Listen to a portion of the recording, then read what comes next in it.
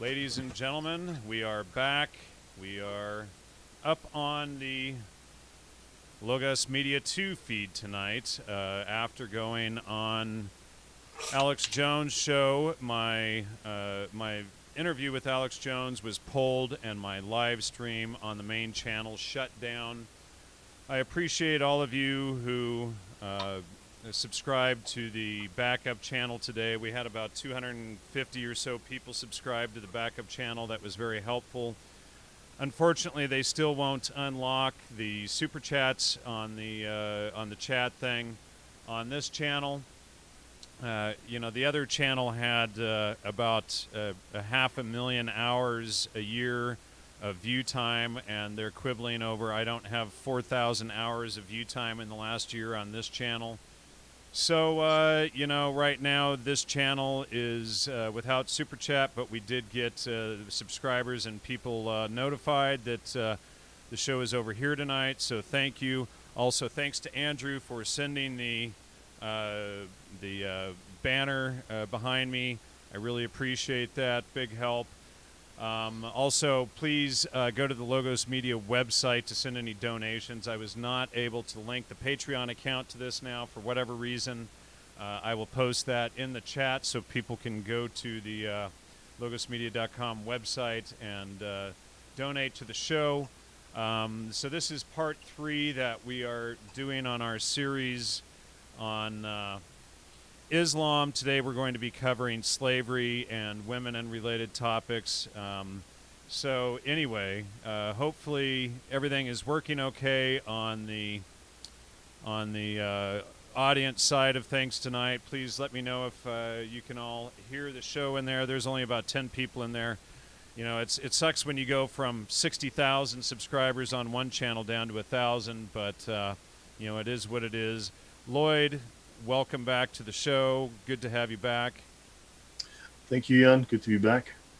And so, where do you want to begin? Let's just dive in. We've got a lot to cover tonight. So, okay. Well, if there's any questions from anyone in the audience about last week, they're welcome to ask that. Otherwise, the main thrust of my discussion today is Islamic slavery. And of course, that's also Islam's treatment of women and black people, African black people. And I, like the last 2 episodes, I presume this one is going to be very triggering for many people. We have been providing primary documents on screen. I want to thank only Abu for providing his documentation. He was the only one that was able to come up with cogent arguments. Rebel Lion, I appreciate you showing up tonight. I know you had to set your alarm to get up for the show. Rebel Lion has probably things to add to the show tonight. Also, Bahare, thank you for being so kind and the only one who was considerate in the chats over the last couple of shows that we covered this topic. I know you may not agree, but I encourage everyone to check the citations. Whether or not you agree with what we are discussing, or if you're a Muslim, etc., just please go in and check the citations and documentation for yourself. I think that you'll find that everything that Lloyd is presenting is verifiable. All right, go ahead. Let's dig right into this. Let's kick off with Islamic slavery. And whites and Christians are blamed for the history of slavery. They ignore Montezuma was killing up to 8,000 slaves a day just for his coronation. They ignore Islamic slavery. They ignore that slavery didn't end in Peru until the 1960s, 50s or 60s. I think it was 60s. I think it was 1950s in India. But there's this whole ridiculous notion that whites are to blame for all slavery and everything else. And we're going to keep it on topic tonight. So thanks, everybody. And if you don't keep things on topic in the chat, you're going to get put on timeout. Right. Yep. Just by the way, I may touch on things like the Crusades. I may touch on other aspects of Islam as well. Things that can be expanded later, but this is the main thrust of the discussion. And one of the reasons I chose it is that it is slavery is an issue that is used to shame the West. It's used to shame Westerners. And I feel it is time that we do start to look at something that a slave trade that went on for 4 times longer and was anything up to 200 times bigger than what we call the Atlantic slave trade. So, yeah. Okay, so if no one's And posing... slavery is still active in some of the Islamic countries today, especially with Slavic slaves coming out of Russia, etc. That is certainly true. Okay, so I wonder, should I share my screen and then we can... dig right in, go for it. Yeah. Okay, so this may be a fairly lengthy section. We're going to cover some history. I'm going to discuss some of that, and then I'm going to... Actually, I don't have to share it right yet. So I will discuss some historical aspects, and then I will start digging into the scriptures and the doctrine, which clarifies a lot of that. So Ibn Khaldun is essentially the most famous historian in the Islamic world. And he wrote that sub-Saharan Africans in the Arab slave trade were submissive to slavery, and specifically said, therefore the Negro nations are, as a rule, submissive to slavery, because Negroes have little that is essentially human and possess attributes that are quite similar to those of dumb animals, as we have stated. Okay, this is written in the Muqaddimah. So that's Ibn Khaldun, Khaldun. So, moving on. Now, something that is commonly used, especially in my debates, and is I hear that Islam is intolerant of enslaving human beings, that Islam eradicated slavery, Muhammad was an abolitionist, and so on. Reza Aslan and others have made this claim, and I've heard this claim repeated endlessly, and I wanted to verify if this was the case. Now, we know, if you look at the myth versus the truth, Muhammad captured, he owned, and he sold slaves. The Quran explicitly gives slave owners the freedom to sexually exploit their slaves. Islamic law, the Sharia, is littered with rules concerning the treatment of slaves.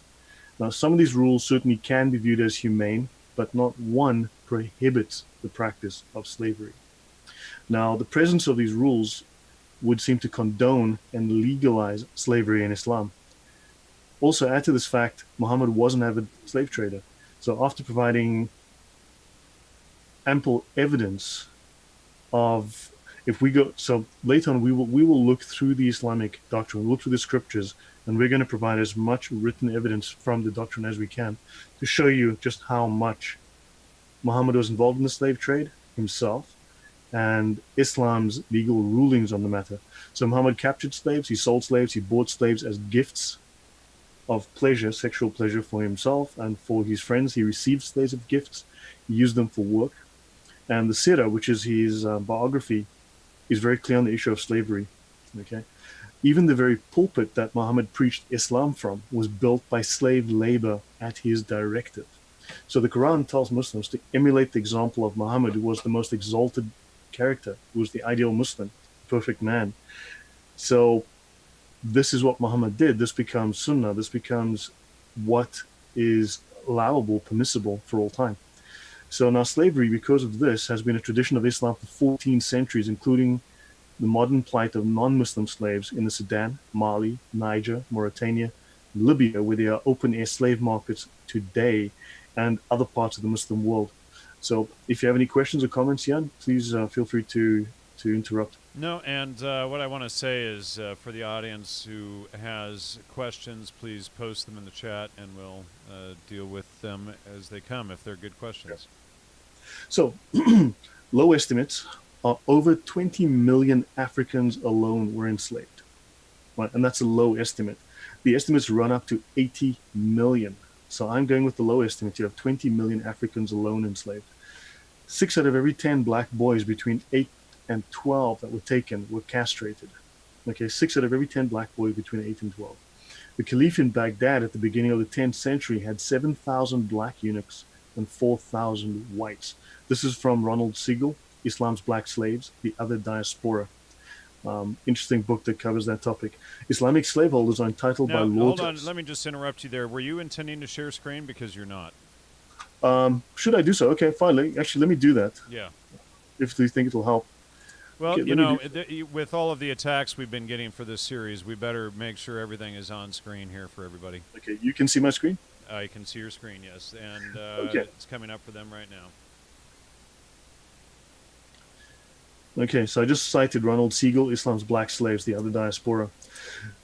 So the Arab Islamic slave trade also ushered in the European slave trade. The Portuguese got their start as middlemen for Arab Islamic slavers. The Portuguese were transporting African slaves along the African coast for them. Right? Also, Arab slavery sparked one of the largest slave rebellions in history. This is called the Zand Rebellion, and this was near Basra in southern Iraq. And this happened over a period of 15 years from AD 869 to AD 883. Now, the harsh treatment of Africans in salt mines involved over 500,000 slaves and free men. Right? So these are things that people can go and look up. So these are references people can look up and see for themselves.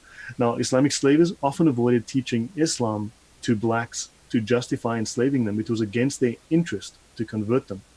Now, something which I do mention in the text is that often, if you look at America, the way that blacks are converted to Islam, they get told that Islam is the religion of black people and Christianity that of white people.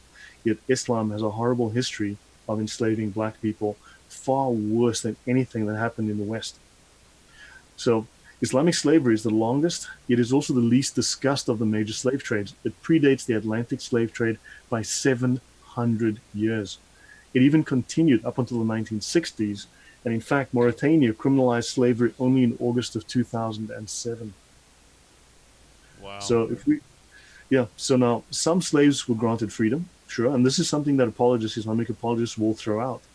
But then so were American slaves. Many American slaves also became men of wealth. In fact, a large number of black Americans owned slaves and were themselves wealthy due to the slave trade.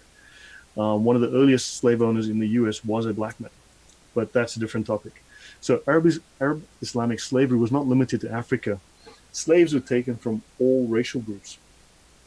Now, I will go into more depth to some of these points as we go through the text. During the 9th and the 10th centuries, in fact, most slaves were Europeans, not black. Now, we know that the Arab slave traders took anywhere up to, if not more than, 1.5 million European slaves from North Africa and took them to Arabia. Sorry, took Europeans to North Africa and Arabia. Now, the numbers move between 1.25 million to 1.5 million. There may be more, but those are conservative numbers. Those are the numbers that can be verified. Now, what is interesting is that if we look at the number of blacks that were taken from Africa across the Atlantic to North America, we're looking at 350,000. And yet this 1.5 million goes unremarked. Okay? Now, points of interest. There's never been an abolitionary movement within Islam. And I have to ask why. Why has there never been? Abolition came out of Christianity, came from Westerners like William Wilberforce, but we'll get to that. Yeah, So white Christians actually led the charge against slavery, which is another Correct. thing that is very seldom discussed. Correct. And I feel that these are points that people need to start looking at. Now, there was so much material that I had to condense. I mean, it was difficult to decide what to include, what to exclude. But we're looking at a slave trade that lasted 1,300 years versus a slave trade, the Western slave trade, which lasted only 300 years and was ended. So Westerners were the last to enter the slave trade and the first to end it. In fact, the only culture to ever end it. And in fact, they forced other cultures to end it as well. So the abolition of slavery was imposed in the Islamic world by European countries, right?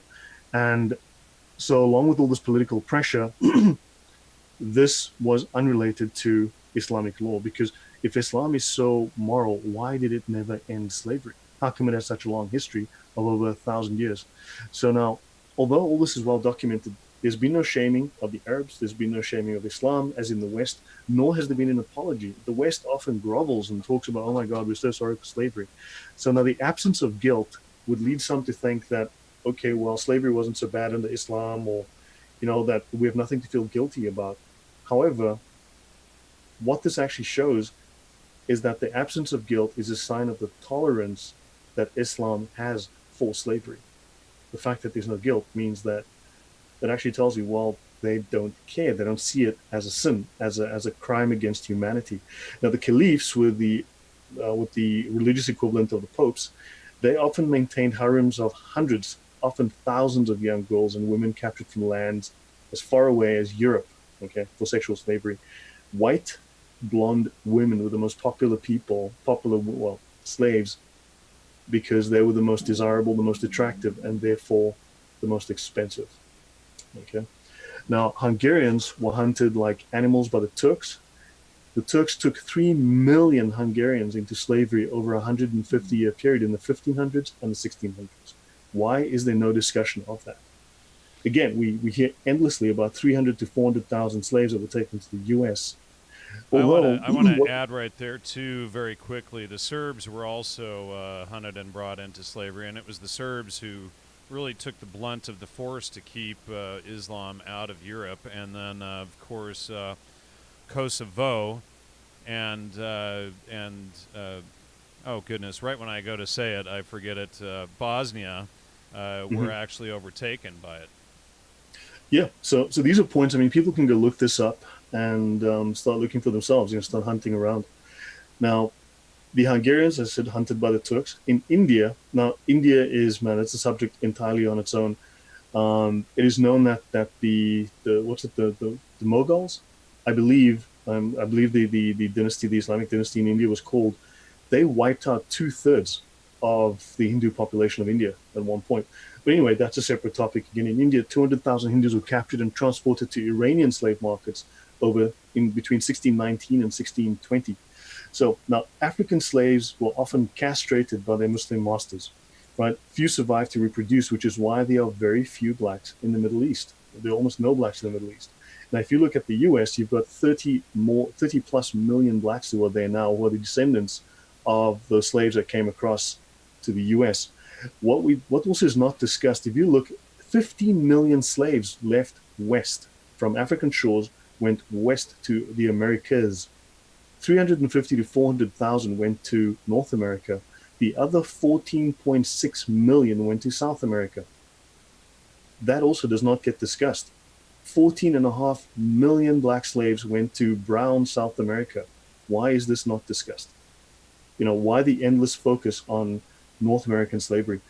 So now, there were 1,300 years of Arab slave trading, and there was only 300 years of European slavery, and this was eventually ended because it was felt to be a moral crime and, a moral aberration, an abomination, and a crime. So now, something I want to note when they talk about the castration of African slaves is that if you look at Quran 24:31, right, I can click on the link and you can see that this is real. Should we actually go there, you can see this is right here. And the word slaves appears, so that is there. Say to the believing women that they should lower their gaze and guard their modesty. They should not display their beauty or ornaments except, and here we go, and one of the categories of people, their husbands or their fathers, their husbands' fathers, and also all male slaves free of physical needs. These are men who've been castrated, and thus the women can display themselves in front of these men because these men are free of physical needs. Now notice the language is euphemistic. Males free of physical needs. Well, they chopped off, they removed your penis and your scrotum. That's why you are free of physical needs. And so this might have happened. It wasn't just castration; it was full removal. Wow. Correct. You understand? Now, in some cases, it might have, but yeah, this was the case. Okay. So understand that this is where this. So sometimes the Quran or the other Islamic books are written to present a prettier picture than actually is the case. Okay, so we have to be very careful of the translations we use. Let me just interrupt you. Somebody is saying in the chat, no, it only means older men. No, there is a reference to actually older men in some of the texts. That actually does come up as a separate category. But male slaves free of physical needs, that is what it says. And you can go to the tafsirs and you can read that for yourself. But even the tafsirs on themselves are a little confusing there. So anyway, we have spoken now. We have 30 million blacks now in the U.S. They've got a higher standard of living than their African peers. I mean, America is a wonderful country, so one has to wonder, you know. So let us now look at something that is not commonly considered is the Irish slave trade. These are the forgotten white slaves.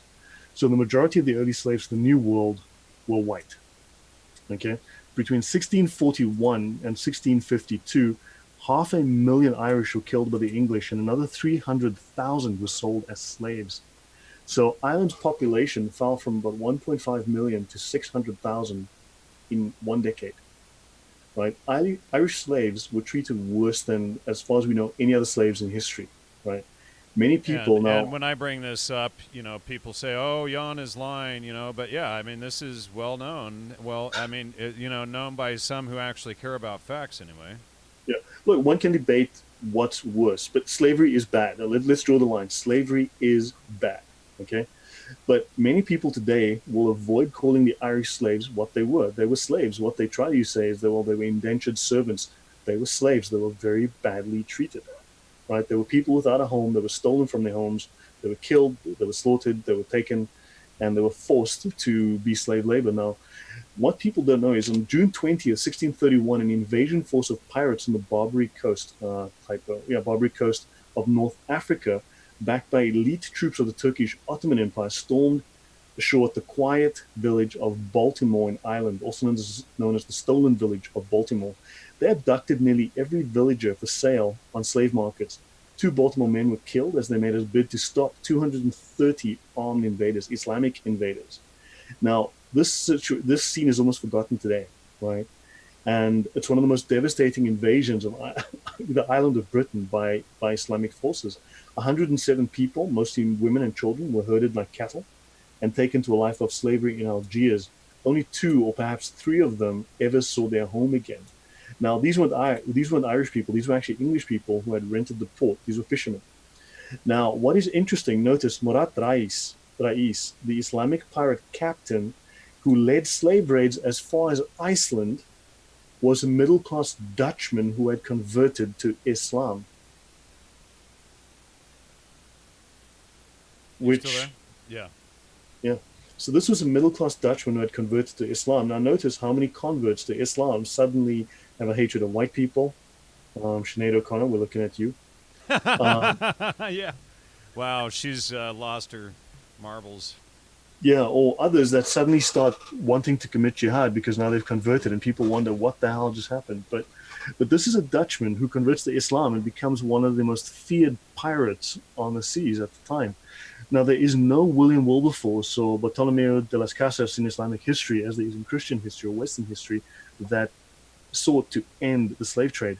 Now, often when we ask who was the Muslim abolitionist, we hear, no, Muhammad, but he was a slave owner. He was a slave trader. He captured and sexually exploited slaves, and he left a 13th century legacy of divinely sanctioned slavery. So how is he an abolitionist? So now the more we get into the study of Islam, the more we realize that the history we teach ourselves has been artificially edited in order to remove Islam from it. So the story we're told about slavery in America is that evil white men on wooden ships. And I have to thank Bill Warner. He's done some brilliant research in this regard. There are many. There are about 5 people that I read whose research I use. Bill Warner is one of the preeminent researchers in this field. So we're told white men on wooden ships got slaves off the coast of Africa and brought them to America and sold them. Now there is some truth to this, but also there are parts that are missing. How did the slaves get into the slave pens? How did they come from the middle of Africa to the coasts? Right, the captains of these ships did not capture them. The Americans who went out to get slaves simply bought them at slave auctions, slave markets. They did not go and capture slaves themselves. So they handed over money, they received a bill of sale, and they got an invoice. And the slaves were brought from the heart of Africa. They weren't taken from the coast. They were brought to the coast to be sold.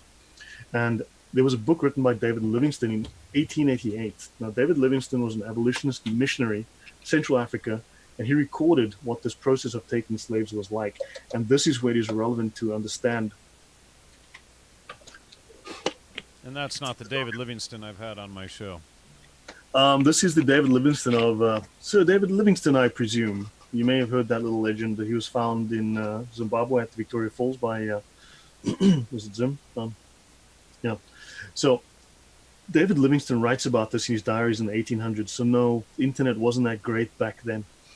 So I'm going to read a few passages. It's a fairly lengthy section, but I want to thoroughly cover this subject because I want to point the finger of blame where it also belongs, and have people understand the depth of the depth of depravity that was going on here.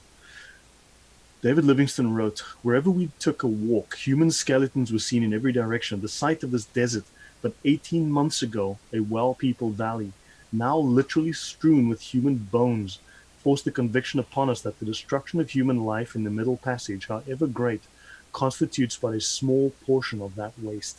So the Middle Passage was the passage from Africa to America. Slaves were treated badly and many died. But he says that no matter how many died in the Middle Passage, far more were killed in the process of taking slaves.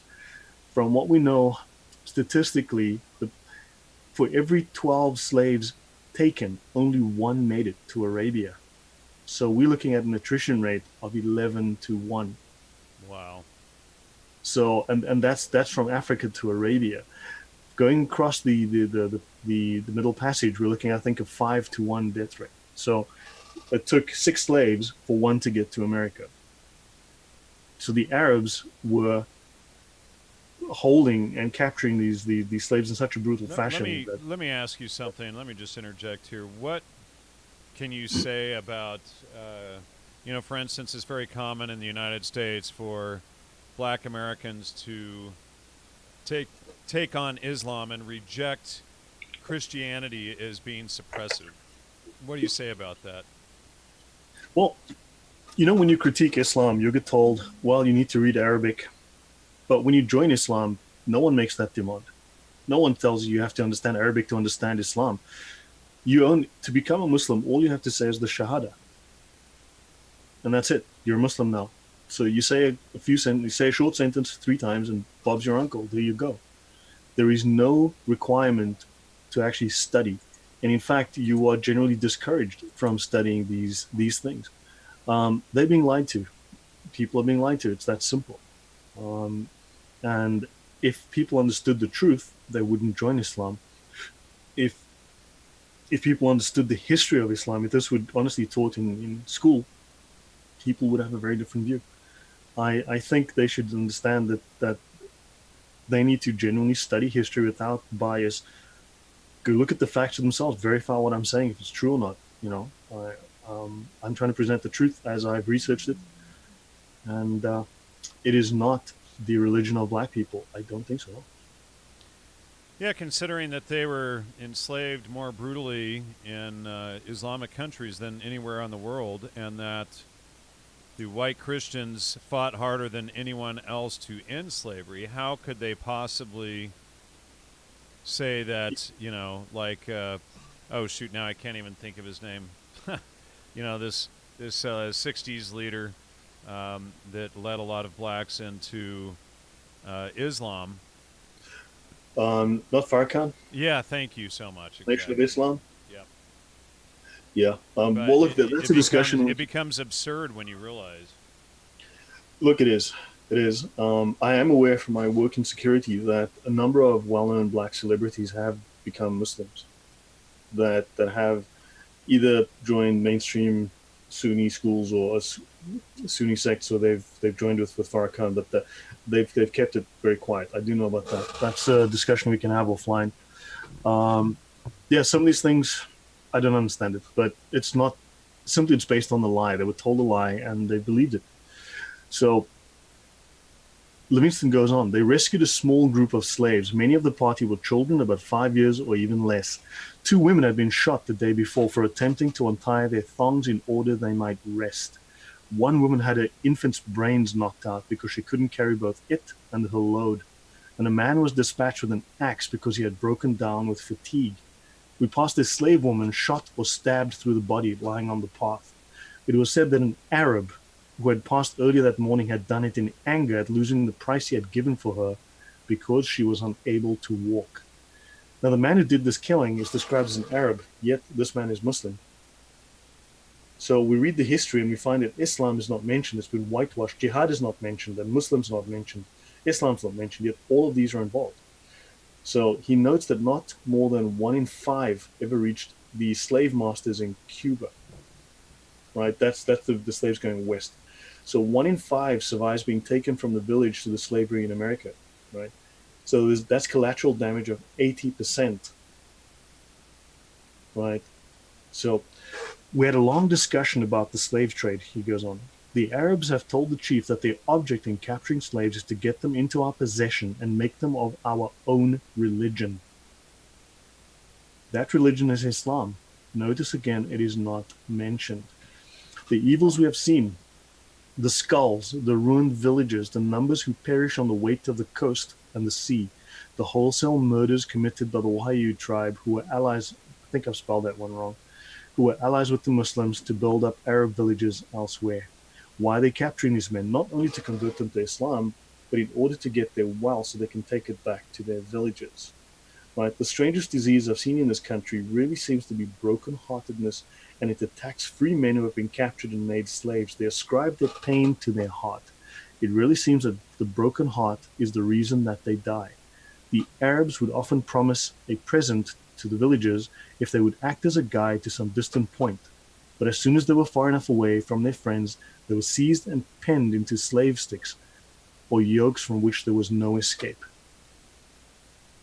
So there's a brutality here which is not openly discussed in history. So we see the brutal process in which slaves are made by the practice of jihad against non-Muslims.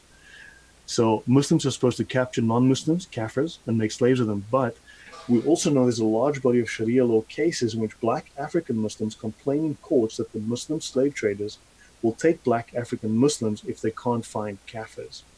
So once you're running the slave business, you're not supposed to capture your own, but in order to stay in business, well, if you're a slaver, you're a slaver, and that's what you do. So Muslims ran the slave trade on the west coast of Africa. They also ran it on the Mediterranean coast and the east coast of Africa.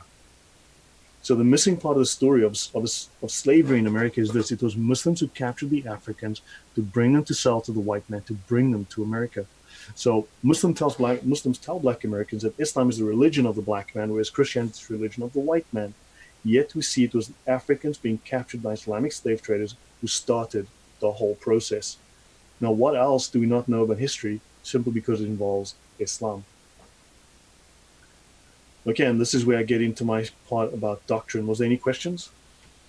I don't see any good questions in the chat here. A couple of trolls and whatnot. People looking people are aggrieved? just having normal conversation. They're not freaking out like in the first episode.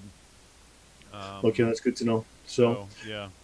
So a couple of things. Slavery. The concept of slavery is different in Islam than it is in the West. For instance, Islam is a form of spiritual slavery. It's submission. It is to submit or to surrender, right? So obviously, if you look at the name Abdullah, which is slave of Allah, Abd, slave of Allah, right? I did mention to you earlier, and I'll throw this in again. Abdullah was the name of Muhammad's father, which obviously tells us that Allah, as a deity, was actually around before Muhammad was born. Right? So we spoke previously about that the Allah for the region. Now, every village had its Allah, the God. However, the Allah for the region, for that area, Arabia, was the Nabatean God. Right? He was the Allah. When people mentioned the Allah as opposed to a specific God, because Allah is a descriptor, they were referring to the Nabatean God of the kings. The Nabatean God of the kings, as I discovered recently, because I've been doing some research, Dan Gibson speaks about this very eloquently to speak about Hubal, because we've mentioned Hubal before. Hubal is the Nabatean God of the kings. He was the Allah for Arabia. And Hubal is made up of two words, Hubal. So the second part of that name is the god Baal. Perhaps you want to throw in a few words there. Yeah, because, well, I mean, Baal is in the same category, or Baal is in the same category as Moloch, Satan, etc. So, that should wake people up. And right there you've got little Moloch, down there, Ibn Abi Zaid, That's interesting Yeah, because Malik and Molek a very similar yeah. pronunciation, but never Well, mind. now one thing that's interesting is that the symbol for Hubal was, as far as I know, from what I've been researching, you might remember there's the very famous satanic symbol of the goat with the hand, one hand up and the one hand pointing down. Um, that is also the symbol for Hubal. It's a god with one hand up, holding something, and one hand pointed down. So just this, these references, the things that overlap. I'm not making a definitive statement there, but it's something people can look at and something to think about. Okay, so Muhammad's father, Abdallah, slave of Allah, so Hubal, right there. A common term in Islam is those whom your right hand possess. This is your sword hand. The right hand is your sword hand, and this generally refers to slaves. Who your right hand possesses is a slave, and it generally tends to refer to women. Right? Islam divides people between Muslims and the Kafir, Islam and Kufr, Islam submission, and people who reject Islam, right? People who refuse to submit. It also divides people between free people and slaves and males and females. So let's start looking at slavery in Islamic scripture and in Sharia doctrine, because I wanted to provide some brief historical background. Um, O ye who believe, the law of equality, qisas, is prescribed to you in cases of murder, the free for the free, the slave for the slave, the woman for the woman. That is from Quran 2178. The message of this verse prescribes the rule of retaliation for murder. Okay, all humans, it also says that all humans are not created equal.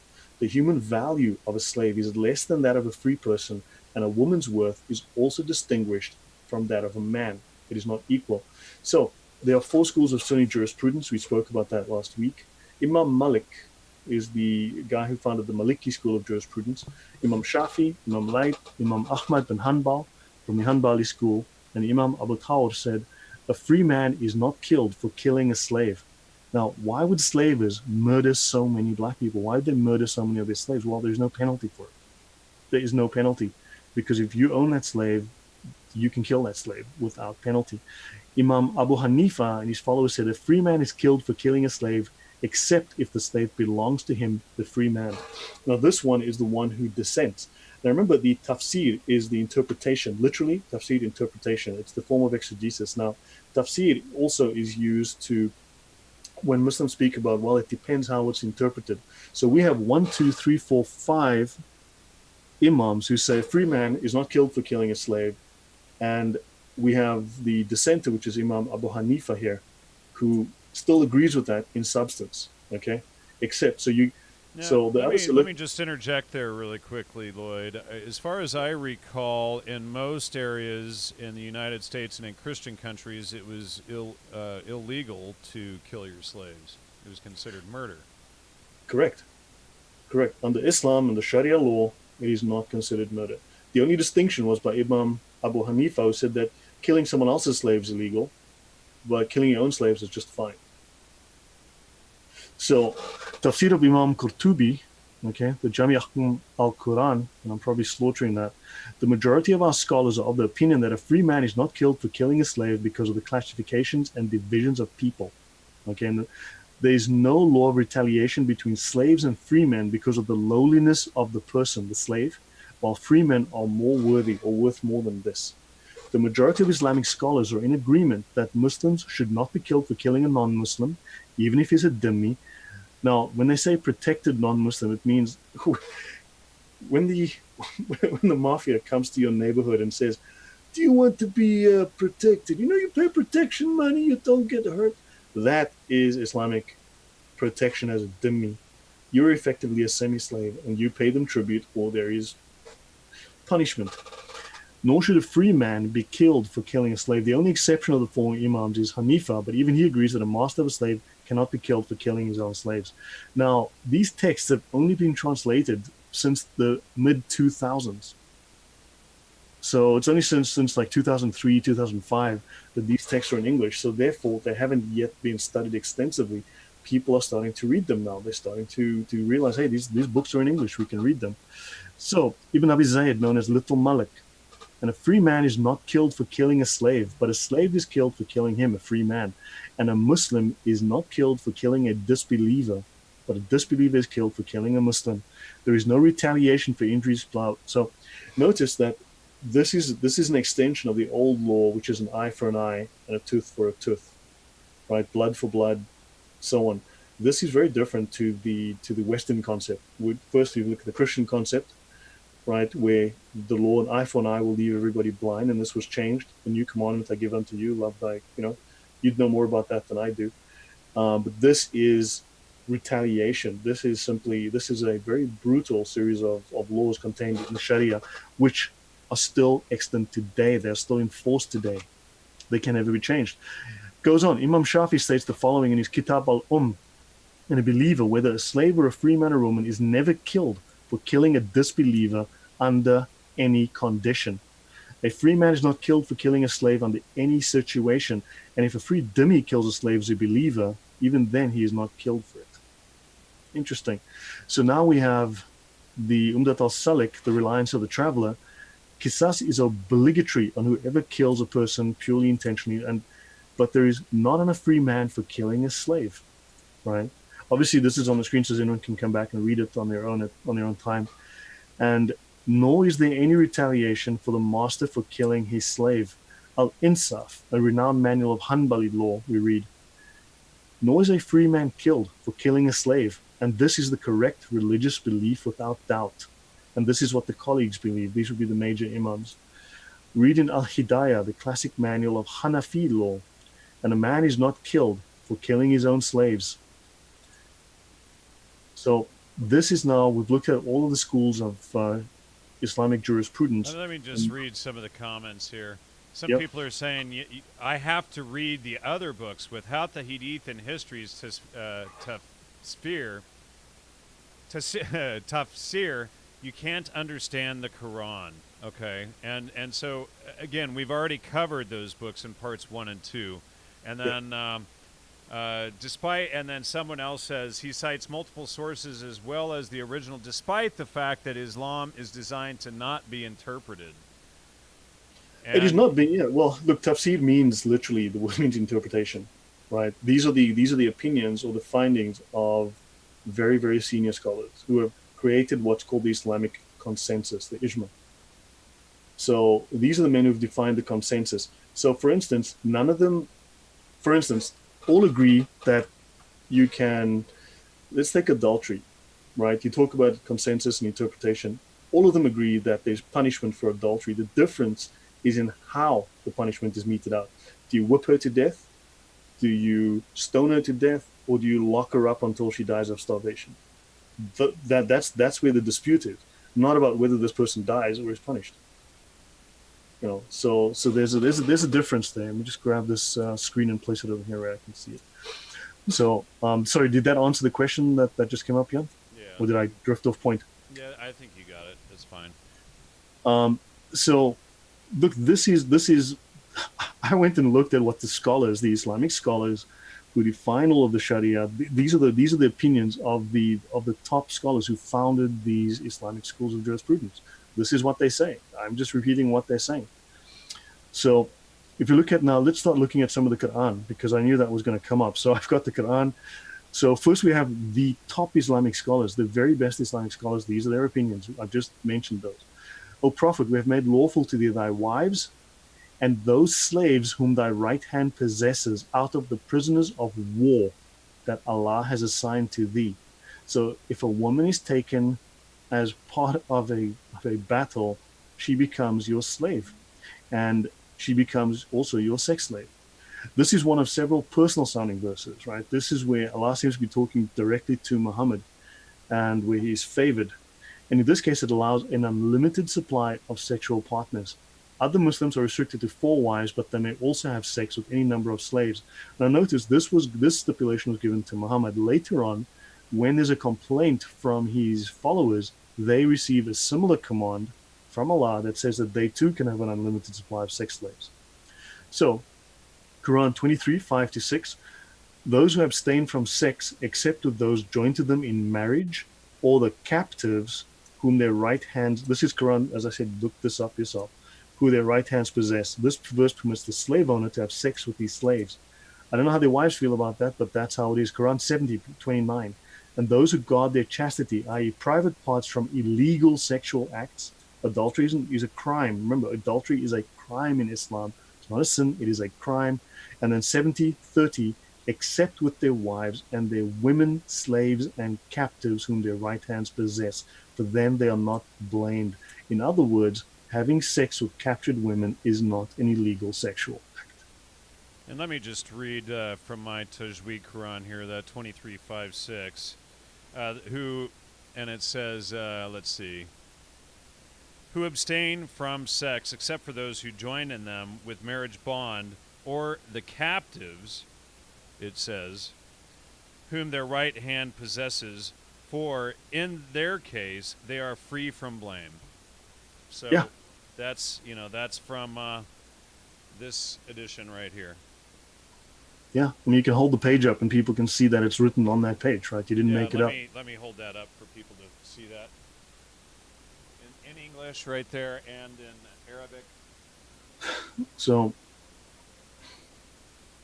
okay. So if we're making it up, why are all of the Qurans and everything, why are all of the official citations showing this? You know, and I showed Yeah. the certifications last week of this Quran being official. There it is there. Yeah. If people want, I can also show the certifications of the Umdat al-Salik, or Reliance of the Traveler, which is the most endorsed, most authentic Sharia manual on the face of the planet. I mean, those endorsements are there as well, the certifications. You know, well, anyone can ask me, I'll send them a copy, what the heck. So, all married women are forbidden unto you, save those captives whom your right hands possess. So even sex with married slaves is permissible. That is Quran 4:24. Now let's look at Quran 8:69. But now enjoy what you took in war, lawful and good. So what is captured? Now remember, these are the eternal, perfect, unchangeable words of Allah, right? And this is also part of the example, the Sunnah of Muhammad, which can never be changed, never be questioned, never be altered. And this made into the Sharia, which is the law of Allah. So it can never be changed. That would be bid'ah, that would be innovation. That's a crime as well.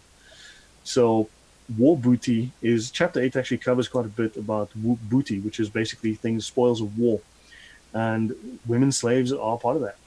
And Quran 24:32, because I want to nail this home and drive this home, and marry those among you who are single and those who are fit among your male slaves and your female slaves.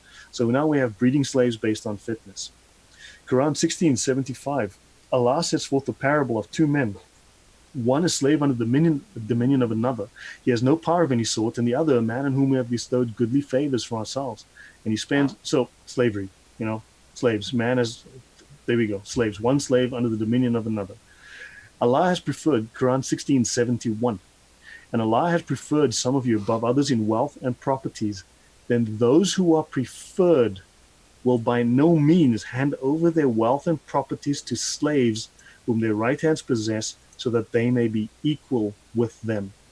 In other words, do they deny the favor of Allah? In other words, you insult Allah by bestowing Allah's gifts on slaves, those whom the God of Islam has not favored. You will by no means hand over wealth and property to slaves so that they may be equal with you, because a slave is not equal with you. Okay, you can always look up the tafsir. Actually, let's have a look here. In terms of the tafsir, when I click on this link, we come here to Quran X. Okay, now it is worth getting multiple opinions. So if we look at Quran X here, there's roots, and here you see this says tafsirs, and we can click on that and we go to tafsirs. Often, a verse will actually also have hadith associated with it. So if you go to QuranX.com, you type in the verse, you will then also be offered to look at the hadith associated with that if they exist. Sahih Bukhari. So now we come to the most authentic hadith collection. Sahih Bukhari 41:598. Slaves are property. They cannot be freed if an owner has outstanding debt, but they can be used to pay off the debt. So from volume 3, book 41, hadith number 598, a man narrated Jabir, a man manumitted or freed a slave, and he had no other property. So the Prophet cancelled the slave's freedom. He cancelled the manumission and sold the slave for him. And this guy bought the slave from him. So the Prophet cancelled the freedom of a slave that a man had freed and then sold that slave into who knows what fate. So that starts to really contradict the idea that Muhammad was the man who freed slavery, who abolished slavery, who abandoned slavery. Now Muhammad had freed slaves, a slave, sure, freeing a slave, but not all slavery. He did not abolish or ban slavery. Sahih Bukhari, women taken as slaves in battle by Muhammad's men after their husbands and fathers were killed. The women are then raped with Muhammad's approval. Volume 7, Book 62, number 137. I will click on this. We'll go to the site, and you can see that it is exactly as I said it. It's right there. So the sources are real. Narrated Abu Sa'id al-Khudri. We got female captives in the war booty, and we used to do coitus interruptus with them. So we asked Allah's apostle about it, and he said, do you really do that? There is no soul that is destined to exist, but will come into existence till the day of resurrection. He had no problem with his men raping slave women. He said, why do you pull out and just come inside them? Volume 3, Book 34, number 432. While he was sitting with Allah's apostle, he said, O Allah's apostle, get female captives. We get female captives as our share of booty, and we are interested in their prices. What is your opinion about coitus interruptus? Simply because a slave who fell pregnant was worth less than one who was not pregnant. Right? The Prophet said, do you really do that? It is better for you not to do it. No soul. In other words, hey, dude, have your way. Don't worry about it. Make her pregnant. It's okay. Sahih Bukhari 47, 765. A woman is rebuked by Muhammad for freeing a slave girl. The Prophet tells her that she would have gotten a greater heavenly reward by giving her to a relative as a slave. Narrated Qurib, the freed slave of Ibn Abbas, told him that she manumitted a slave girl without taking the permission of the Prophet.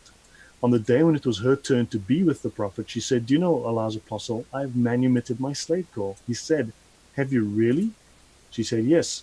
He said, you would have got more reward if you had given the slave girl to one of your uncles. Muhammad sells a slave for money, therefore he was a slave trader. Volume 3, Book 34, number 351 in Sahih Bukhari.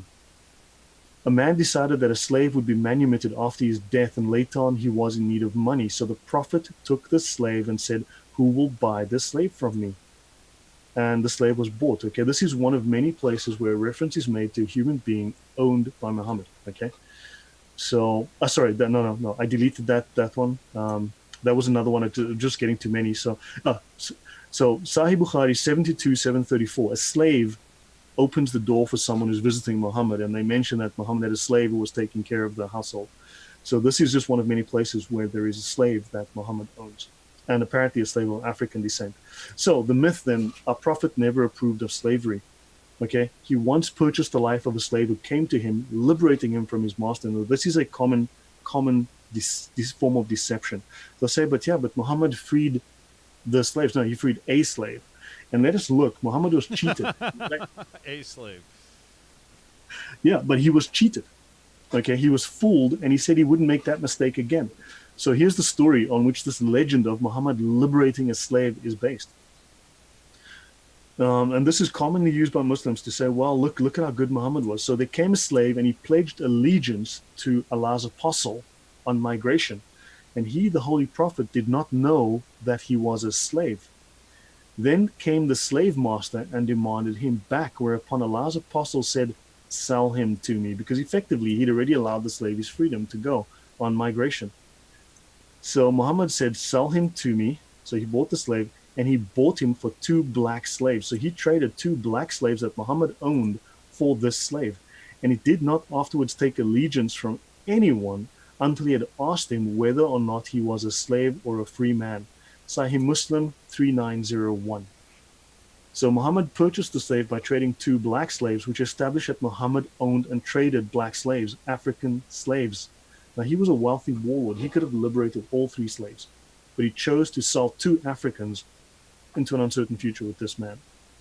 It's also obvious that Muhammad felt he had been conned into liberating the slaves who had come to him, the slave who had come to him, since he was not told of his status as a slave, and he decided he would not be duped again. Okay? Now the apostle gave Ali, his son, a girl called Raita, and he gave Uthman, one of the caliphs, a girl called Zainab, and he gave Umar, another caliph, a girl whom Umar gave to his son Abdullah. And this is in Ibn Ishaq, 878, and also mentioned in Ibn Kathir, volume 3, page 481. So Muhammad gave slaves as favors, gold slaves, women slaves as favors. Okay, so we're getting towards the end. This is, we are covering just strictly going through the scriptural references on the doctrine.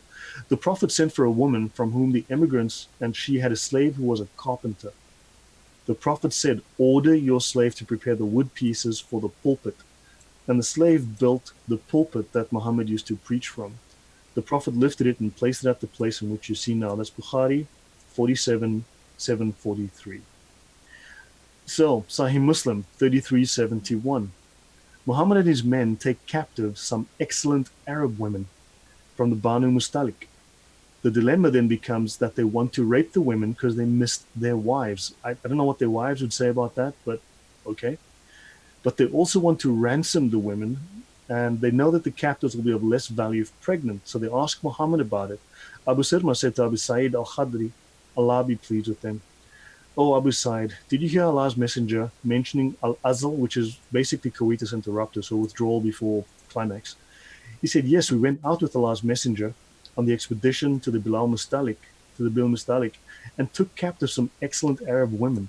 We desired them, for we were suffering from the absence of our wives. But at the same time, we also desired ransom from them, so we decided to have sexual intercourse with them." There is no mention here of what the women thought about that, if the women decided that was a good idea. Because in Islam, the slave doesn't have a say in the matter. But by observing azl, So basically, they go out, capture some free women, make them slaves, then rape them, and then say it's justified because now they're slaves. Correct. We'll get into that. I'll get more into that. We're nearing the end here. So yes, so we are doing an act, whereas Allah's messenger is amongst us. Why not ask him? So we asked Allah's messenger, and he said, it does not matter if you do not do it. In other words, don't pull out, just come inside them. For every soul that is to be born up to the day of resurrection will be born. Now, I spent 6 hours preparing this, going through, oh my God, the volume of stuff that I had to cut out and decide what gets included and what gets left out. I mean, it was such a massive mountain, and I wanted to make a short presentation. But this is just a glimpse into what is actually there. So Abu Dawood, 1814, Abu Bakr. So let's look at some of the treatment of slaves. Now, I have heard many times in my debates online that under Islam, slavery is an honorable thing, slaves are treated well, things are nonsense. Okay, Abu Bakr was one of the caliphs. Okay, he was the father of Aisha, Muhammad's wife, the young girl that he married at 6, and Kitty fiddled from that point onwards until he slept with her at 9. He then began to beat his slave while the apostle of Allah was smiling. So Abu Bakr began to beat his slave while the apostle of Allah was smiling and saying, "Look at this man who is in the sacred state. What is he doing?" So the future first caliph of Islam is beating a slave for losing a camel, while Muhammad looks on in amusement. Right? Wow. This is the example of Muhammad. This is the sunnah of Muhammad. This is the perfect Muslim, the perfect man, the perfect moral and legal example in Islam. Ibn Ishaq, 734. A slave girl is given a violent beating by his son Ali in the presence of Muhammad, who does nothing. When Muhammad's favorite wife Aisha was accused of adultery, oh yeah, that happened. I don't know how many, yeah, let's go on.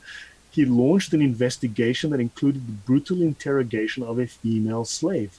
So the apostle called Buraira to ask her, and Ali got up and gave her a violent beating, saying, "Tell the apostle the truth."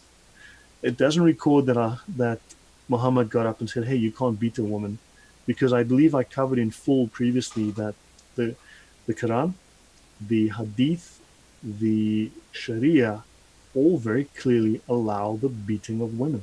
I think I made that very clear in the first show that we did. I discussed those references, and I will come back to that. I will come to women.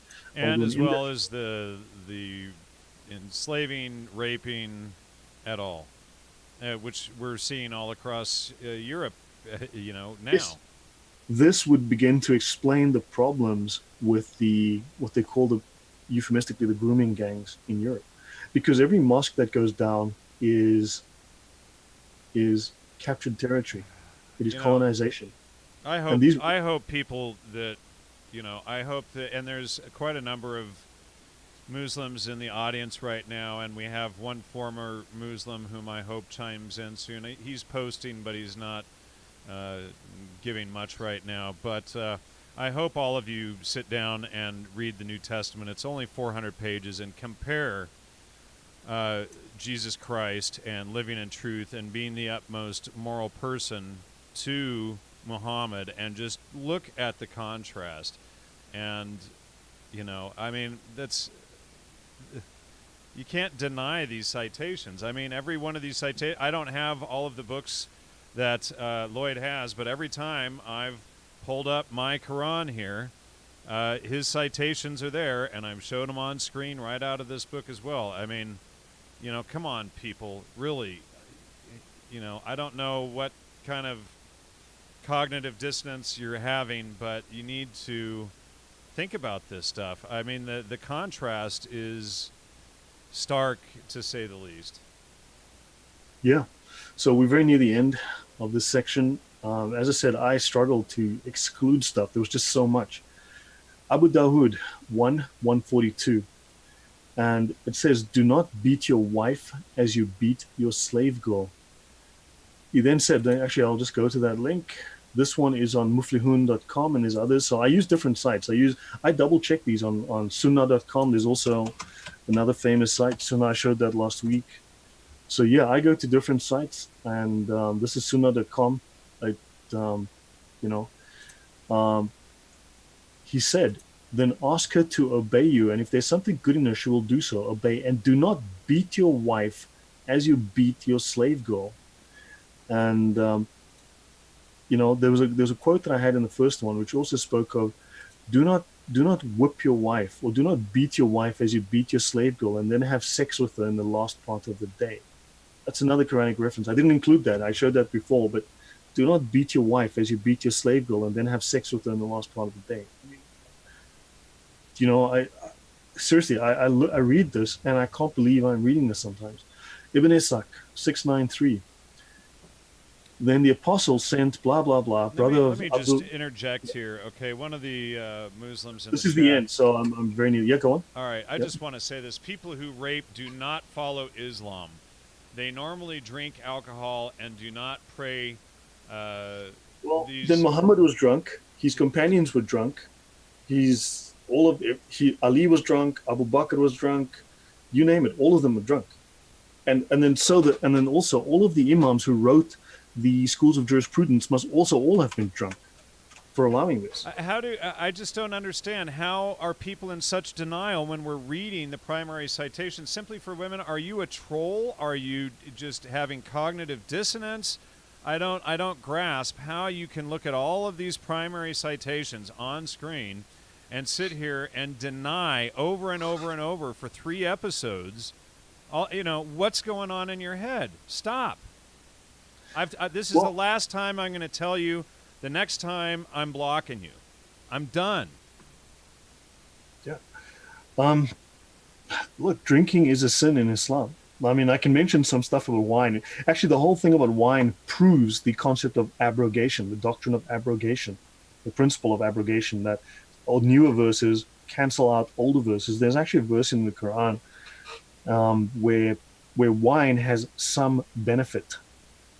Okay, so that's just a quote, and I will say I'm picking now just a tiny piece from that particular verse, but it is said the words are that wine has some benefit, and then later on wine is haram, right? It is not permitted, it's no longer halal.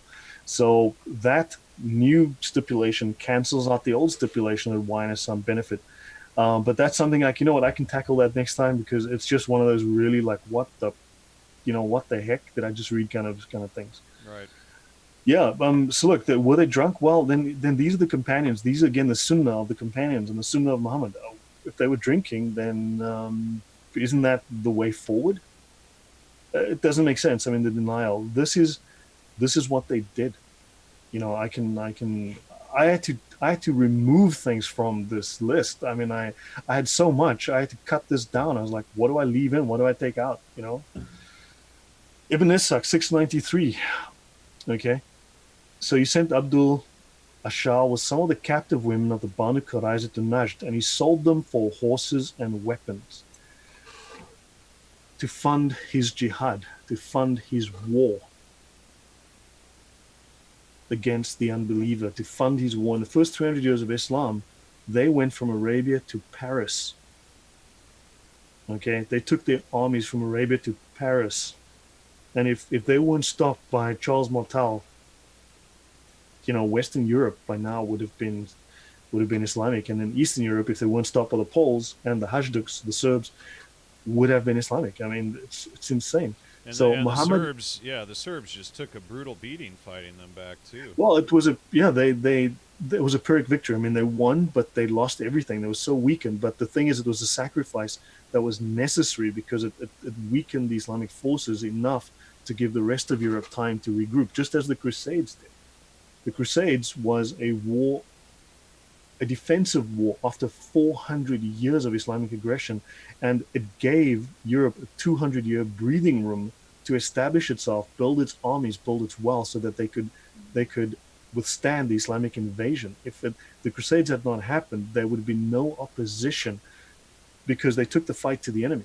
And the enemy had to fight. And you know what? Let's do this on the next episode. Let's talk about the Crusades and the wars, because when we lay all of that out, because the Muslims like to play the victim card on that as well about the Crusades. And when we start to look at what really happened and why the Crusades happened, it paints a very different picture. So I think maybe we should do that for part 4. Yeah. No, I want people to look at what I'm showing them, to go study the history. And this is how slave women were treated and slaves were treated. And this will also, I mean, once we start to eventually talk about women, but the what Islam says about women, I mean, it's just, yeah. So Muhammad trades away women, okay, captured from the Banu Qurayza tribe to non-Muslim slave traders for property. Their men had been executed after surrendering peacefully without a fight. Okay, that's a very well-known story. I'm not going to go into that now, but he sold them. He sold these slaves for horses and weapons, basically to fund his army. So he had no compunction about that. Now look, people will say, but everybody had slaves. Yes, every single culture on earth had slaves, and Islam had a 1,300-year slave trade that has not ended yet. And Westerners were in the slave trade for 300 years, and they ended it. For instance, the British traveled around the world. The Brits only paid off the debt that they incurred from the abolition of slavery. So the British efforts of abolition, the debt they incurred was only paid off in 1980. Wow. Right, that was a debt that they incurred in the 1800s. Was only paid off in 1980, and they sent their ships around the world. Their navy went around the world freeing slaves, stopping piracy, getting these slaves free. If you look at the American War, the Americans, the North-South War, 700,000 Americans died in the process of freeing 350,000 black slaves. That's insane. That's insanity. But that was a completely different legal and moral base, a completely different religious base than what Islam is based on. So, on the Umdat, so coming to the end now of this whole section dealing with the scripture and the doctrine, in the Umdat al-Salik, the reliance of the traveler, the sacred manual of Islamic law, in section 09.13, according to Sharia, when a child or a woman is taken captive by Muslims, they become slaves by the mere fact of their capture. A captured woman's previous marriage is immediately annulled. Wow. This would not be necessary if she were widowed by battle. Okay. So this is now the apologists. Now the apologists often come out, but she's widowed by battle. No, if she's captured, she's no longer a married woman, and that's it. So let's look at the reliance of the traveler, section 4.9. The indemnity paid for a Jew or a Christian. I can go to the book. We can look at the reference that exists. That's real. I can send you a copy of the book, whatever. So the indemnity paid for a Jew or a Christian is 1/3 of the indemnity paid for a Muslim. So under the Sharia, Jews or Christians are worth 1/3 of that of a Muslim. Okay, that's in law, that's in whatever. The indemnity paid for a Zoroastrian is 1/15 of a Muslim. When a miscarriage results from someone having struck the stomach of a pregnant woman or other part of her, or when someone frightens her, resulting in a miscarriage, the indemnity for the fetus is a male or female slave worth 1/20th of the indemnity payable. Okay, so have a look here. I copied this from the actual book itself. This is a screen cap from the book. The indemnity paid for a Jew or Christian is 1/3. Let's go on. Reliance of the Traveler, Section O, 9.13. And this is the best laid out Sharia manual there is. It's really excellent the way it's indexed. When a child or a woman is taken captive, they become slaves by the fact of capture, and the woman's previous marriage is immediately annulled. And that is right here. Reliance of the Traveler, Section O, 9.14. When an adult male is taken captive, the caliph considers the interests of Islam and the Muslims, and decides between the prisoner's death, his slavery, his release without paying anything, or ransoming him in exchange for money or for a Muslim captive held by the enemy. Now, historically, one may have heard of a group of monks that were called the ransomers. The ransomers would collect money, then go to the Holy Lands in the Middle East and try to free the slaves, and sometimes offer themselves as sacrifice to take over, to free these people and offer themselves in slavery. So that's where the idea of the ransomer came from, because so much slavery was going on. So many slaves from Europe were taken to Africa. So there was more slavery. There was at least six times the slavery from Europe to Africa and Arabia, or just to Africa, to North Africa, than there was from Africa to America. 6 times the amount of slavery, and yet we never hear about it. They get a pass. So here we have, that's the reference. So when an adult male is taken captive, he can be killed, he can be enslaved, released, he can be ransomed or exchanged for a Muslim captive. And last thing, by the way, we always get told how Islam has incredibly moral rules of war. Don't cut down a tree, don't blah, blah. It is permissible in jihad to cut down the enemy's trees and destroy their dwellings. Yes, you can cut down their trees. Stop telling me that nonsense. It's in your books. Yeah, this section. I am done. Yeah. All right. Well, we had some interesting trolls in the chat there. I had to just ban someone who keeps just going on and on and on. It's like, I don't know what to say. We're showing the citations on screen, all of them over and over and over, and they're in such denial. Someone was saying, people will only see what they want to see, etc. And again, they need to take that comment in themselves, because the citations are New Testament. The citations are right here. So we're showing the actual citations from each of the books. You can check them. I don't understand what the problem is. We have to stop having cognitive dissonance. A contradiction is always a lie or an error, and those people who are acting this way, you need to ask yourself if it's our lie or your error. If you're just having cognitive dissonance, we're showing the Arabic text on screen, we're showing the English translation, we're showing the citations here. There's nothing to contest. You can look all of these things up. I pulled open my Quran and showed you on camera what it said there as well. It's right there. It's literally right there. We have, and me banning someone isn't me just, censoring the troll, or censoring the chat. I banned one person who's been going on and on for the last 3 shows like this, who won't admit one single citation or fact that we've provided, not one. And it gets really, really tiring. And can you turn off your share screen if you're done there? My bad. Sorry. Yeah, let me just do that. Sorry. Yep. Yeah. So it's just, we're trying to show what this stuff says in its own, and all we've seen, all that Lloyd and I have seen, except for Abu, no one has been able to provide substantiated citations to counter any points. And then, when Abu's points actually led to more proof and Yeah. citations for Lloyd. So, and he was the only one who provided Yeah. real citations. And so, people, I'm not, trying to spread hate. We're just trying to get you to think. Use the trivium method, and I know that, Muslims don't believe in the Holy Trinity, and I know a lot of you Muslims in my who watch my show do understand that the trivium method is the Holy Trinity. Take that in. Understand that there are no contradictions in nature. A contradiction is always a lie or an error, and you have to take that in.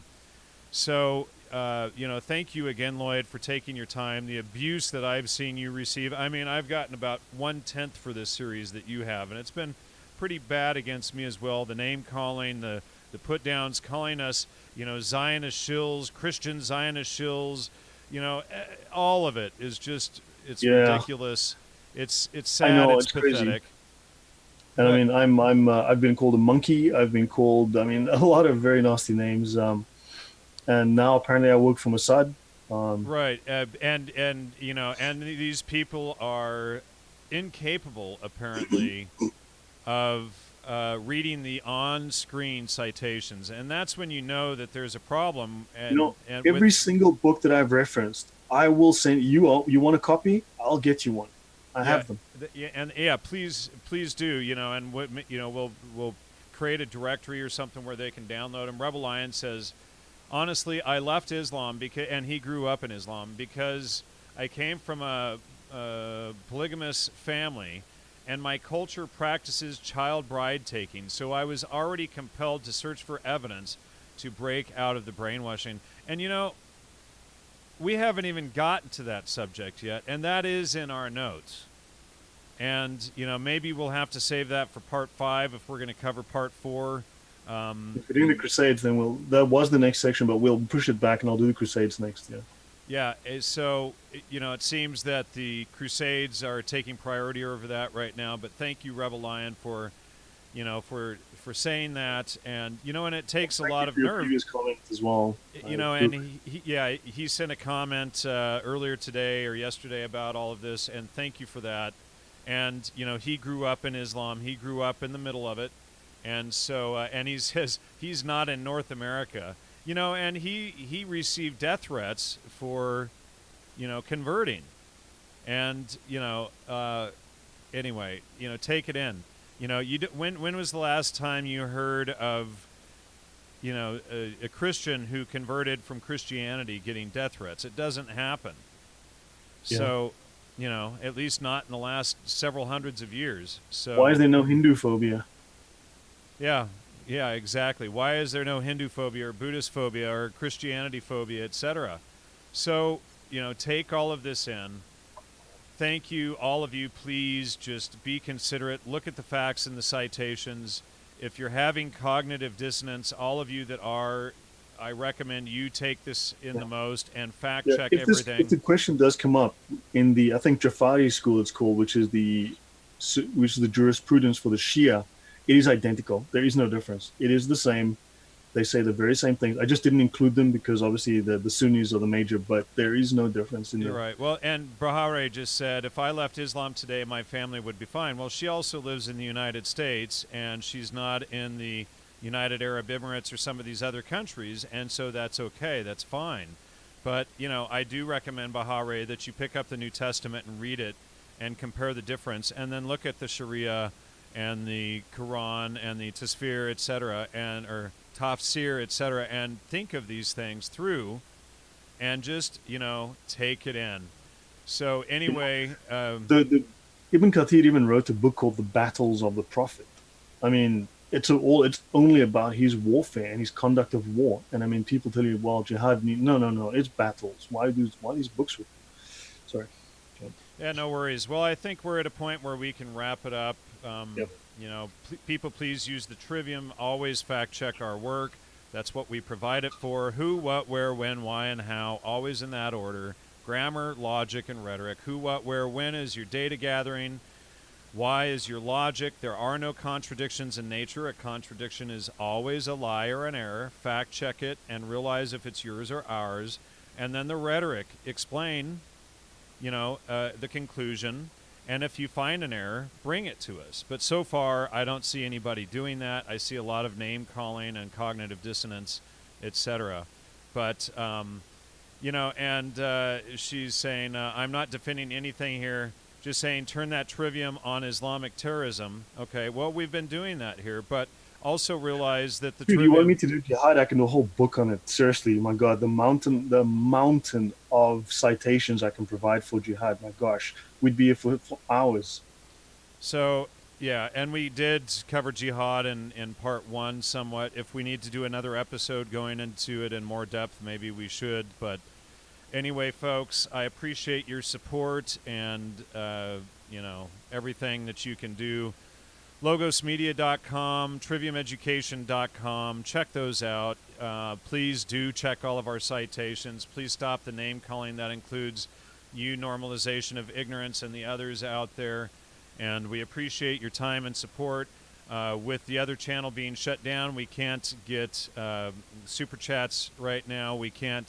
I can't link to Patreon here, so please go to logosmedia.com and support the show. We cannot do this work without all of you, and because I was on Alex Jones twice last week, they're really trying to shut me down. The retribution for going on his show has just been incredible and ridiculous, and shows how afraid and what cowards they are. So.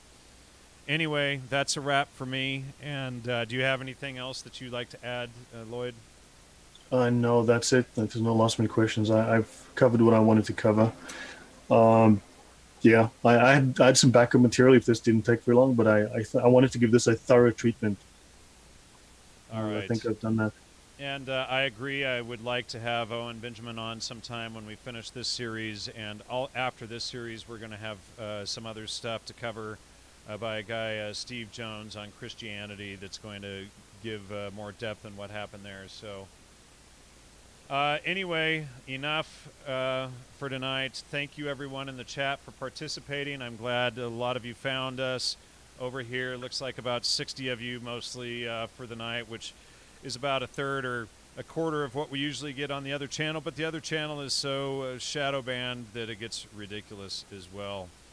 And let's see, and then have Adam Green on. He's been on twice already, and that's a whole other discussion.